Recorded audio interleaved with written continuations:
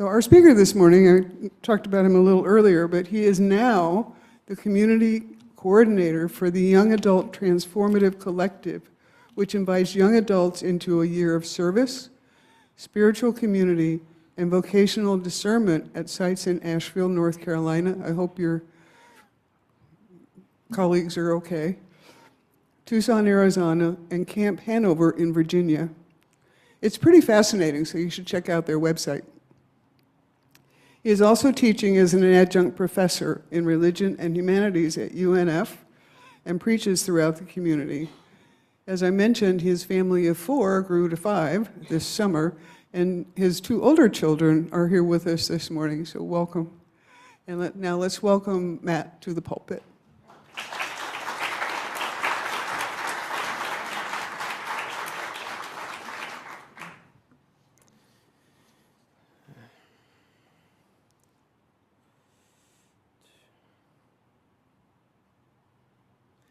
Well, it's always a pleasure to be with you all. Over the last several years, we've had a chance to check in with each other, and a lot has changed for me, and maybe a lot has changed for you over those last couple of years. So I did want to start by speaking a little bit about the work that I'm doing now. Bring it down a little bit. Yeah. Because it won't be a part of the sermon, but I did want to share about the Young Adult Transformation Collective. So this is an opportunity to support local sites that are supporting young adults in their discernment and what they're going to do with their lives and what Spirit has to do with it. These programs come out of particular denominations, so the Presbyterian Church USA, the Mennonite Church, but we're starting to build out ecumenically and also interfaith as well. And that was one of the exciting things when I came on board with them, was I was able to share with them my interfaith experience and the suggestion that we don't have to stay within the Christian tradition. We can start to build bridges out even further. And I am happy to report that our Asheville folks, they're okay. They were staying in, our young adults that are at that site live in Montreat, North Carolina, which is near Black Mountain, which got hit really hard. But our fellows were okay, and they're probably going to be able to help some of the folks. And, my heart goes out to Western North Carolina and really all of the areas of Appalachia that got hit so devastatingly by this hurricane. And to any of you who have family and friends up there, my heart is with you. So the Young Adult Transformation Collective is an exciting new chapter in my career, but it did come because some things didn't turn out. In fact, things fell apart. And so that is the topic of today's talk, when things fall apart. What happens when we lose hope? How do we make it through? What do we do next? A psychological, philosophical, and personal reflection on ambiguous loss. So I've been thinking about the meaning of the word hope, because to be frank with you, I felt like I just lost it over the last year. And what is it? What is the hope that I lost? So as I was preparing for this sermon, I was thinking about the different ways that we define the word. And like I teach religion at the university, and one of the things I tell the student is that there's no one definition for religion. In fact, religion scholars don't agree on what the definition of religion is. There's 1,000 definitions, 1,000,000 definitions of religion. And the same is true of hope. And so here were a couple. I kind of dug back into history to some classical definitions. I wanted to see the way that hope has been defined, not just recently, but over millennia. So started out by finding a quote by the Greek philosopher Epicurus, who said, "Do not spoil what you have by desiring what you have not. What you now have was once among the things you only hoped for." This is sort of Buddhist in that sense of like not grasping for or trying to hold on to things too hard. And I found it interesting that this version of hope, instead of being forward-looking, which is normally the way we think of hope, is backward-looking. Epicurus says, remember that what you have now was once among the things you hoped for. So he's looking back to define what hope is. but he's also warning us about a kind of false hope, or at least a hope which will cause us not to value what we have now, only ever looking to the future. So it's an interesting way to think about hope, by looking backwards. Aristotle said hope is a waking dream. So here, hope, well, some of our dreams are pretty weird, so maybe not those dreams. But it's the idea of something imaginary. It's not real yet. Maybe sometimes our dreams are about the past and how we wished things were. Or maybe they're about the future and how we hope things will be. But Aristotle is telling us that it is this wakeful imagination. But there's no guarantee in this that will come true. The Christian theologian Tertullian said, hope is patience with the lamp lit. Hope is patience with the lamp lit. So hope is waiting. And this idea of the lamp lit. So Tertullian, this is, ancient times, so he does not have electricity, right? And night is pretty dark, and night is pretty dangerous. And so the idea here is that hope is this lamp that's lit against the darkness. And it allows us to see just so far into the future, right? Not very far, but a little bit. But it also gives us a sense of reassurance. Gives us an assurance that we're okay for this moment right now, as far as we can see. It's a humble way of viewing, a modest way of viewing hope, but I find that relatable. Pliny the Elder said, hope is the pillar that holds up the world. This is one I just don't know if I can believe right now. And after my last year, and after seeing disasters like we've seen, in North Carolina and across Appalachia this week, after seeing war spiraling out of control in the Middle East, and what the people of Gaza have suffered, what the people of Israel suffered a year ago on October 7th, it's hard to feel that hope is the pillar that upholds the world. And then finally, a more recent quote, and this really goes to the poem that Penny read, and this is from Elbert Hubbard, who says, a little more persistence, a little more effort, and what seemed hopeless may turn to glorious success. And this one is encouraging to me. It feels a little bit like a platitude, but I hold on to it. I hold on to that don't quit as a part of hope. And so I so appreciate that reading, Penny, that you brought out. And that's where I want to start with my story. So last year, I was in the fight, and some of you were here and heard my talks that I offered, but for those who weren't, you heard Penny read that I was the director of the University of North Florida Interfaith Center. We are a part of the diversity and inclusion unit there, and for that reason, when the governor announced his crusade against DEI last January, we were one of the targets, along with the LGBTQ Center, the Women's Center, the Intercultural Center at UNF. And so I did what I do. I started rallying people. And I very much held on to this idea of hope as active. So you know how people say love is a verb? So in a similar way, hope is a verb as well, or it can be, right? Hope is active. Hope is not just something we feel, but something we do. In fact, it may be something we do even when we don't feel it. And so that's what I did. I rallied our community. I came and spoke here. I spoke at so many other churches. And that was in January last year that the governor announced that. And then by March, the legislature was meeting, and they were drafting this law. And then by May, they had passed it, and the governor had signed it.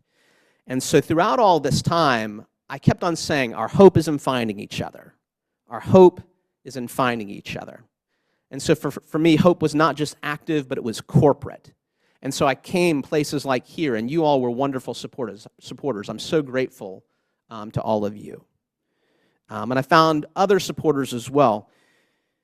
But here's the reality. Even when we are holding on to hope and hope is active, that doesn't mean that there's not a cost. That doesn't mean that we're not hurt and harmed. It doesn't mean that we can eliminate the experience of trauma. And I was deeply fearful in that time for my job, for my income, for my students who I knew would lose these resources on campus that were so dear to them. And so I kept on saying our hope is in finding each other, but inside I was in pain. And I think this is what started to shake my idea of hope. And even as I said our hope is in finding each other, it became harder and harder to feel that. When the law passed and it went into effect on July 1st, 2023, I didn't know what the next day would hold. I didn't know if I would have a job. I didn't know if the state would come crashing down on us immediately. And that was when finally, after I'd spent months rallying people and trying to be brave, that I just kind of collapsed, like my body did. My mental health collapsed, my body did. I couldn't move, barely. I was stuck in a deep depression. And so that was a moment where, even though I embraced the idea of active hope still cannot protect us from the harm that can be done to us. So the good news was that there is some positive effect in believing that our hope is in each other, and we had found a way to continue our work. And the way that we had found was by working with UNJACS, a local interfaith organization, some of you know, which was a part of UNF for 10 years, but had been independent previously. And when these anti-DEI laws came along, they said, we're out of here because this is what we do. And so then I started speaking to them and their CEO, and we said, maybe I can start working for them instead. I can take the leap from UNF to UNJACS, and we can continue this work for campus. Now, the reality was that I was still going to lose something. I was still going to lose my dream job. Being the director of the Interfaith Center was my dream job, and that was a very hard loss. And we were finding a way to continue some of that, but that loss was not something that could be eliminated even by some kind of escape route. So I'm so thankful for UNJACS. They created a space for me. Through the summer, we made plans, and we were so close to finalizing our plans in the fall. I was still at the university, and I was feeling the hope. And my wife and I were on a trip in the Rocky Mountains for a wedding. And, oh my gosh, the most beautiful setting. We were going up to Rocky Mountain National Park. And it was on that Saturday morning of the wedding that I logged on to Twitter. And it was Saturday morning, October 7th. And I started scrolling, and I started seeing the news coming out of southern Israel about the attacks by Hamas. And at first, it wasn't clear what had gone on, whether it was sort of a symbolic attack, and then within a couple of days, it became clear that, over 1,000 people had been killed, right? Civilians and soldiers. And I've long been an advocate for Palestinian freedom and for justice for Palestinians, but it was impossible not to sympathize with this. And I hate war. I don't even want soldiers to see soldiers die. I don't want to see war. And so I started absorbing this and thinking, how can I bring this into my interfaith work? Because I've got Jewish community members I've got to work with, and Palestinian friends, and the Muslim community that's very committed to the Palestinian cause. And so at first I thought, okay, we can do this. And within a couple of weeks, it became clear just how divided we were going to be, and that it was once again going to be a time of war like we faced after 9/11, during the Iraq War of 2003, and some of you can remember war times before then. And it became very difficult to be someone who was calling for peace or saying a word like ceasefire, which became incredibly controversial. A word that was meant to show love for all people involved in the conflict, and yet was perceived as taking a side. And so, knowing that I was about to lose my job at the university, I now began to lose the very field that I worked in, because it became difficult to bring our Jewish and Muslim neighbors together. It became difficult to speak about peace and justice. And I started to experience something known as ambiguous loss, and maybe you're familiar with this term. So ambiguous loss is a term that is used to express our profound sense of loss and sadness that's not associated with the death of a loved one.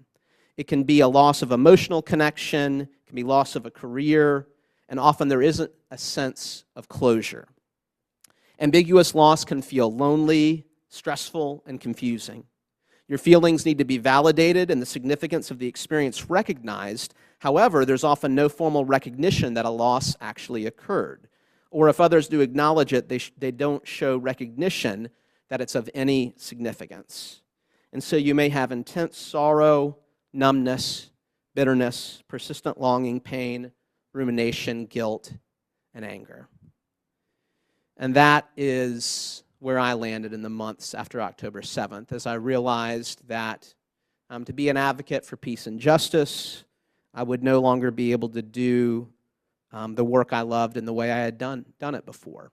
As I realized that some of my dear relationships were going to be lost as well, because they were based in that work, in that interfaith work of bringing people together, which now seems so impossible. And this is when, after this double loss, losing my job, losing my whole field and career at the end of last year, that was when I would say I felt that my hope died. And I kept going. I did keep going, but I want to be real about the fact that even as we might embrace an idea of active hope, it seems that there's something real about times in our lives when hope dies, and that there's something legitimate about wanting to feel hope in our world, in our lives. And when hope is completely gone, it's a sign that something's very badly wrong. And maybe we can't keep going the way that we've been going. And this led me to a very difficult career decision where I decided that I wouldn't be able to stay with One Jackson and rebuild this work on campus that I wanted to rebuild, because I felt that I couldn't speak truly about the suffering of the Palestinian people without causing controversy. I didn't want to hurt my Jewish friends and neighbors who were very concerned about those expressions about Palestinians, but at the same time, I was just spinning, trying to figure out how to love everyone and respond. And so after a couple of months of truly the deepest depression I've ever experienced, I said to my wife, I don't think I can do this anymore. And the baby was on the way, so this wasn't a great time to be leaving a job. But she looked at me and she said, I need you to be okay. And that was what I needed. And so in the following months, I made the difficult decision. I gave my love and support to One Jacks. There's a great new CEO, Elizabeth Anderson, who's doing great work with them. So if you've been involved before or interested, I still highly recommend it. But it wasn't the work that I could do. My heart wasn't in it. I needed to leave it and move on. And so I made a plan, which is what I always do. I don't quit. I make a plan. And so I started doing some writing and started a website and had some friends subscribe to it to help me with some income. And it was around this time that, as I was reaching out to people and saying, hey, I'm making this leap and I'm just trying to find as many connections as possible, that one of my friends, my pastor from my previous church, Palms Presbyterian, who lives in Black Mountain, North Carolina, and thankfully is okay after the floods, but she sent a job posting to me, and it was the Young Adult Transformation Collective. And at this time, when I was looking for something aligned with my values, where I could care about peace and justice and not feel like I was threatening anyone by representing those things, this job came along, which is trying to raise up our young adults as peacemakers and justice makers in our world. And it was a part-time job, and it would require me to piece some things together, but I found something to give me a little bit of hope back. So here's where I am on hope after all of this. I don't know what it means to me anymore. I'm trying to figure it out, and I appreciate this opportunity to think with you today. I'm sure that you all have had experiences in your life where you have questioned what hope meant for you, whether that was a career loss or a personal loss, whether it was more ambiguous or the loss of a loved one, whether that was sudden or after a long time, but still no less a loss. We have to keep thinking about what hope means to us. And I still believe, I do believe, I don't feel it most days, that our hope is in finding each other. And when I look back the way that Epicurus did, I can see that that worked. Functionally, that worked, even though for a long time I haven't felt much of that hope, that active hope in us and our ability to love each other and to move forward together. That seems true to me. And so that's where I'll leave you today, and I'd love to continue the conversation. I welcome your wisdom about hope. But as we look back, maybe we will find that there was hope when we cared and trusted for each other. Thank you.